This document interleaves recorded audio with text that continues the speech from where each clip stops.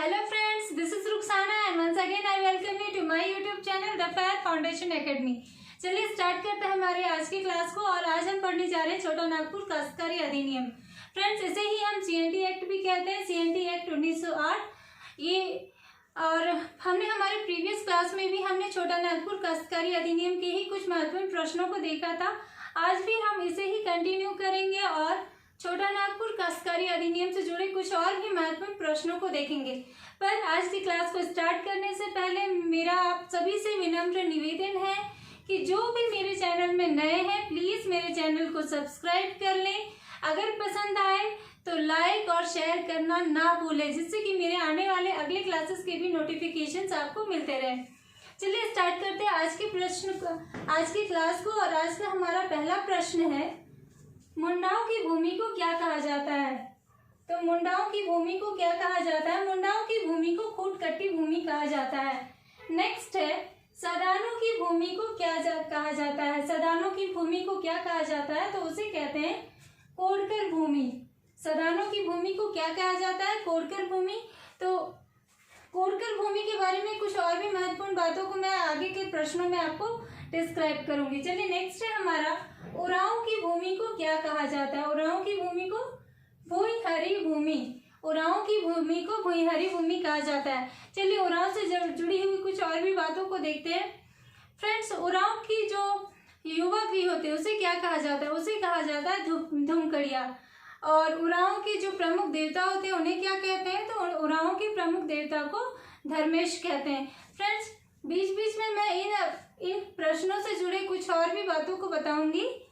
अगर आप लोगों को वो यूजफुल लगे तो प्लीज उसे नोट करते चलें, जिससे आगे बाद में भी आप इसे रिवीजन कर सकें। चलिए नेक्स्ट देखते हैं, CNT एक्ट के प्रथम वर्ष के सर्वे को किस नाम से जाना जाता है? CNT एक्ट के अंतर्गत जो सर्वे हुए तो उसमें जो पहला सर्वे हुआ उसे किस नाम से जाना जाता है? तो उसे ट्रवर्स सर्वे के नाम से जाना जाता है। नेक्स्ट है, CNT एक्ट के दूसरे वर्ष, ये था प्रथम वर्ष के सर्वे को ट्रवर्स सर्वे कहते हैं। अब है दूसरे वर्ष के सर्वे को किस नाम से जाना जाता है? तो दूसरे वर्ष के सर्वे को कैडस्ट्रल सर्वे कहा जाता है। पहले वर्ष के सर्वे को ट्रवर्स सर्वे कहा जाता है और जो दूसरा सर्वे है उसे कैडस्ट्रल सर्वे कहा जाता है। फ्रेंड्स, नेक्स्ट है हमारा, रैयत 3 प्रकार के होते हैं।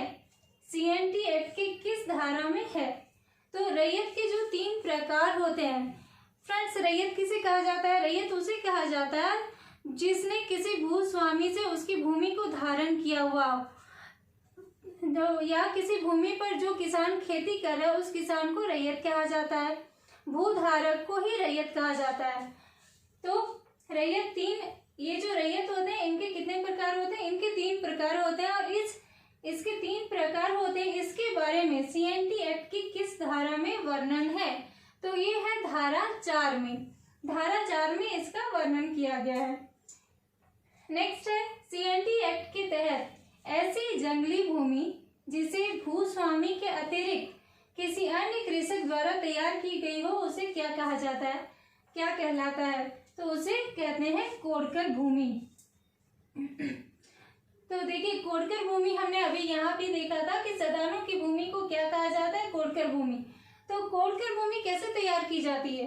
तो ऐसी जंगली भूमि जिसे भूस्वामी, जहाँ कहीं पे ऐसी जंगली भूमि होती है जिसे भूस्वामी स्वयं उसे खेती लायक ना बना रहा हो, किसी और किसान के द्वारा उसे कोड़कर साफ सफाई करके खेती लायक बनाया जा रहा है, तो उसे कोड़कर भूमि कहा जाता है।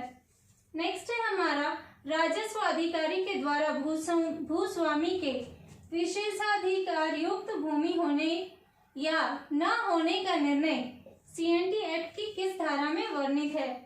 फ्रेंड्स, पिछले क्लास में हमने विशेषाधार युक्त भूमि के बारे में कुछ जानकारियां लिया था कि इसके तहत वैसी भूमि जिस पर कोई लगान नहीं दिया जाता है तो उसे विशेषाधिकार युक्त भूमि कहा जाता है। कुछ ऐसी भूमि होती है भूस्वामी के पास जिसके लिए उसे लगान नहीं पे करना पड़ता है, तो उसे विशेषाधिकार युक्त भूमि कहा जाता है।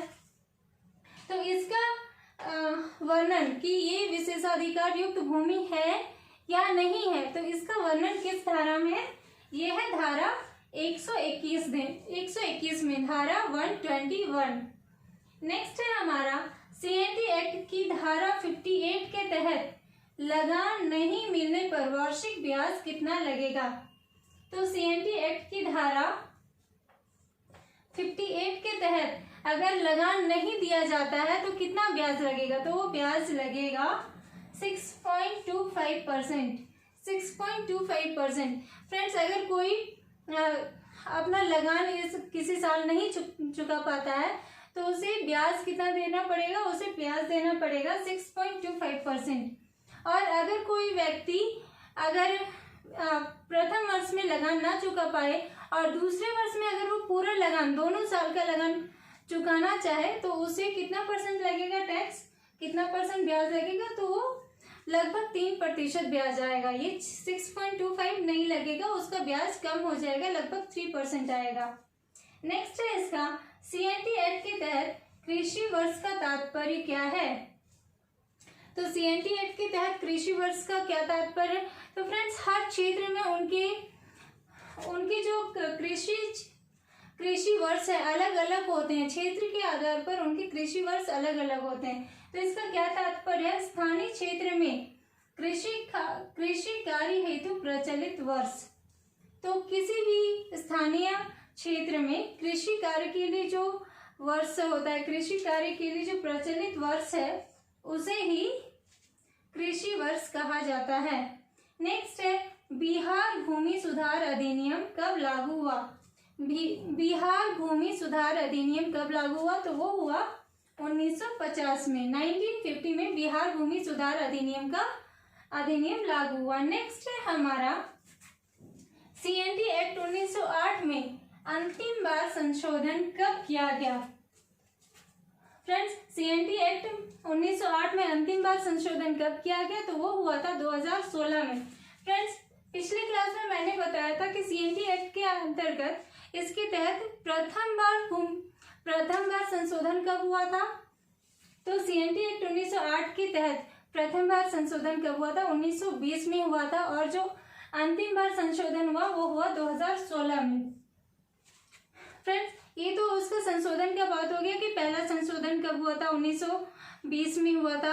आखिरी हुआ था इसका अंतिम संशोधन हुआ था 2016 में। इसका गठन कब हुआ था। तो 11 नवंबर 1908 में। इसका प्रारूप कब तैयार हुआ था। फ्रेंड्स, इसका प्रारूप तैयार हुआ था 1903 में। 1903 में ही इसका प्रारूप तैयार हो गया था, लेकिन गठन कब हुआ, 11 नवंबर 1908 को।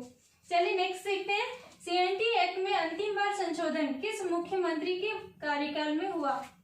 तो सीएनटी एक्ट में अंतिम बार जो संशोधन हुआ 2016 में, उस समय किस मुख्यमंत्री का कार्यकाल था। तो उस समय हमारे कौन से मुख्यमंत्री थे, रघुवर दास। तो रघुवर दास के कार्यकाल में अंतिम संशोधन हुआ था सीएनटी एक्ट में। नेक्स्ट है वर्ष 2016 में सीएनटी एक्ट की किस धारा में संशोधन प्रस्तावित है। तो वो जो 2016 में हमारे सीएनटी एक्ट में एक संशोधन हुआ, वो किस धारा में संशोधन हुआ था। वो हुआ था धारा 49 में। धारा 49 में संशोधन हुआ था। इसके अंतर्गत क्या हुआ था, क्या बदलाव आया था, उसके बारे में हम आगे के प्रश्नों में देखेंगे। चलिए नेक्स्ट देखते हैं, चुटिया नागपुर में किस वर्ष काश्तकारी अधिनियम लागू हुआ। तो चुटिया नागपुर में 1879 में 1879 में काश्तकारी अधिनियम लागू हुआ। नेक्स्ट है सीएनटी एक्ट 1908 की रूपरेखा किसने तैयार की। तो ये जो सीएनटी एक्ट 1908 है, छोटा नागपुर काश्तकारी अधिनियम 1908 है, इसकी रूपरेखा किसने तैयार की थी। तो वो है हमारे जॉन एच हॉफमैन ने इसके प्रारूप को तैयार किया था, इसकी रूपरेखा को तैयार किया था। नेक्स्ट है कितने वर्षों तक भूमि धारण करने पर भूमिहर को स्थायी बंदोबस्त समझा जाता है या समझा जाएगा। तो कितने वर्षों तक भूमि धारण करने पर भूमिहर को स्थायी बंदोबस्त समझा जाएगा, वो है 12 वर्षों तक। अगर कोई भूमिहर 12 वर्षों तक भूमि धारण करता है तो उसे अस्थायी बंदोबस्त समझा जाएगा। नेक्स्ट है हमारा सीएनटी एक्ट के तहत पूर्व में सरकार किस धारा के तहत उद्योग और खनन कार्य हेतु जमीन लेती थी, तो वो है धारा 49। तो धारा 49 के तहत CNT एक्ट के तहत पूर्व में सरकार उद्योग और खनन कार्य हेतु जमीन ले लेती थी और इसी धारा 49 का संशोधन अभी 2016 में रघुवर दास के कार्यकाल में हुआ। नेक्स्ट है हमारा CNT एक्ट 1908 के अंतर्गत एक कन्या कुटकटीदार को किसके समान अधिकार प्राप्त है? तो एक कन्या कुटकटीदार को भी पुरुषों के समान अधिकार प्राप्त है, पुरुषों के समान उसे भी अधिकार प्राप्त है। हमारा आज का लास्ट प्रश्न है, CNT एक्ट 1908 की किस धारा के तहत किसी भूस्वामी द्वारा काश्तकार से लगान के अतिरिक्त अवैध रकम वसूलने पर दंड का प्रावधान किया गया है? तो इसमें क्या कहा गया है कि अगर कोई भूस्वामी काश्तकार से लगान के अतिरिक्त कोई और भी धन या कोई और अलग से रकम वसूलता है, अवैध रकम वसूल करता है, तो उसके लिए दंड का प्रावधान है। उस भूस्वामी के लिए एक दंड का प्रावधान है, उसका किस धारा में वर्णन है? तो वो धारा 63 में वर्णित है। धारा 63 में भूस्वामी को दंड करने का वर्णन किया गया है कि अगर इसने किसी तरह से अवैध रकम वसूल किया काश्तकार से, तो उसमें धारा 63 के तहत उसे दंड मिलेगा। तो फ्रेंड्स, ये थे हमारे आज के कुछ और भी महत्वपूर्ण प्रश्न जो छोटा नागपुर काश्तकारी अधिनियम से जुड़े हुए हैं। फ्रेंड्स, अगली क्लास में हम लोग SPT के बारे में पढ़ेंगे, संथाल परगना काश्तकारी अधिनियम। तो उसमें हम देखेंगे, उसके बारे में हम कुछ महत्वपूर्ण प्रश्नों को ऐसे ही देखेंगे। चलिए अगले क्लास में मिलती हूँ और तब तक के लिए आप लोगों से अलविदा चाहती हूँ। फ्रेंड्स, अगर आप लोगों को मेरा ये क्लास अच्छा लगा तो प्लीज़ ज़्यादा से ज़्यादा लाइक और शेयर करें, और जो भी मेरे चैनल में नए हैं प्लीज़ सब्सक्राइब भी करें। Thank you.